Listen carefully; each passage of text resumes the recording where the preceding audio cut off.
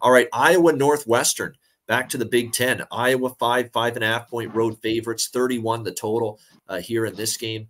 Look, this Northwestern team, this is amazing what they're doing. I think they've already done incredible things this year. They're 4-4 with the shitstorm before the season involving Fitzgerald, the hazing situation, brand new head coach thrust into the role because of all that going down.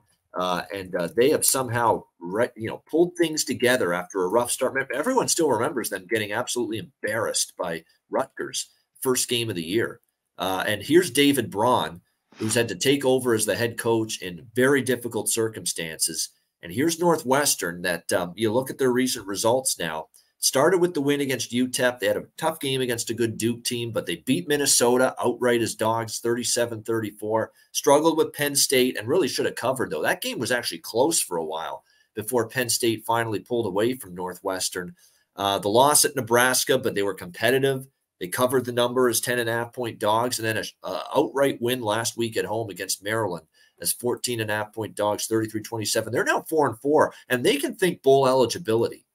Bowl eligibility for this team on a season like this would be absolutely unbelievable, for something like this to happen for this game, considering everything that's gone down involving Northwestern football this year. They're getting better by the week. Their defense is, still leaky, but they're not as bad as they were. And I never thought I'd say this with Ben Bryant injured and Brendan Sullivan's had to be the quarterback here for them the last few weeks. He's getting better. He had a really solid game against Maryland last week. Only 7 incomplete passes, almost 70% completions. He's been solid. And I don't trust Iowa laying points with this defense. And it is off a bye week for Kirk Ferentz and company, but I don't think a bye week is going to help this offense because they've had bye weeks for multiple years and multiple seasons and multiple quarterbacks, and it's the same old fucking horseshit Iowa offense. Every single game, every single week. I like the points here with Northwestern. Yeah, I cashed a ticket with Iowa against Iowa with Minnesota. And whenever they're laying points, I'm not interested. Michigan State, they failed as favorites. Minnesota, they lost outright as favorites the last time they were favored.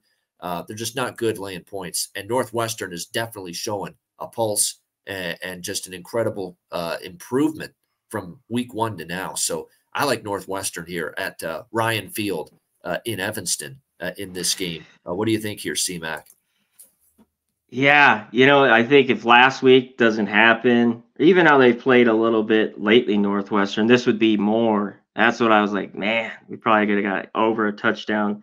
Yeah. Is where I'd really like not this. The greatest value. I agree with Northwestern, but I still like it is a little short, but it's tough to take Iowa. I think they can win, but I don't want to lay 5 points with them. Like, you're right. It's just an under. How low can this total get?